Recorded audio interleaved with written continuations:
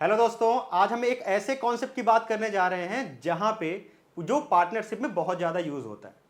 आप मुझे एक बात बताइए, अगर मैं एक सिंपल टर्म में बोलूं, एक सिंपल लैंग्वेज में बोलूं कि अगर आपने कोई भी चीज़ में हिस्सा चाहिए जो आपकी पहले थी ही नहीं या आपने उसे कभी बनाया ही नहीं था, तो आपको क्या करना पड़ेगा? आपको उसके लिए एक्स्ट्रा अमाउंट पेड करने पड़ेंगे जितना उसमें से आपको हिस्सा चाहिए।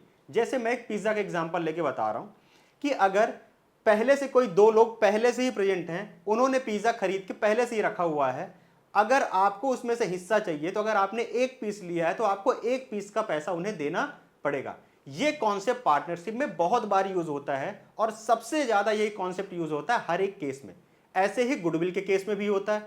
जब कोई नया पार्टनर फर्म में आ रहा होता है, उस टाइम पे जो गुडविल बनाई रहती है वो पुराने पार्टनर्स ने बनाई रहती है, तो नए पार्टनर्स को वो पेमेंट करना पड़ता है अमाउंट, जितना वो गुडविल का हिस्सा उसके बेनिफिट जितना उसके हिस्से में आएगा।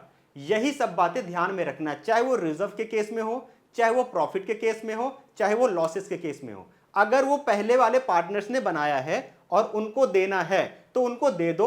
अगर नए वाले पार्टनर जिन्होंने नहीं बनाया उसको भी उसमें हिस्सा मिलने वाला है, तो आपको सैक्रिफाइस और गेन निकालना पड़ेगा। किसको कितना लॉस हो रहा है वो अमाउंट नए वाले को पुराने वालों को देना पड़ेगा।